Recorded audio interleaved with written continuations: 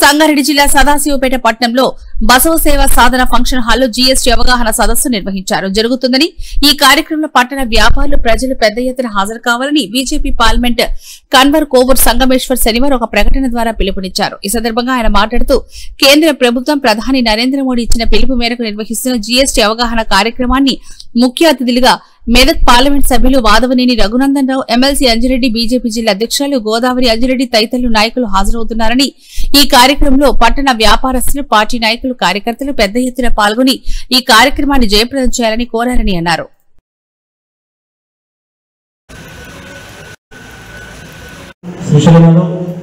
హనుమంతరెడ్డి గారు మరి వ్యాపారవేత్తలైనటువంటి సదాశివపేట సర్దార్ వల్లభాయ్ పటేల్ గంజ్ అధ్యక్షులు, మరి మెడికల్ అసోసియేషన్ అధ్యక్షులు ఆంజనేయులు గారు, మరి బట్టల వ్యాపారం సంబంధించిన సత్యనారాయణ గారు, మరి కార్యక్రమంలో గోల్డ్ స్ట్రీట్ సంబంధించిన అధ్యక్షులు శ్రీనివాస్ గారు,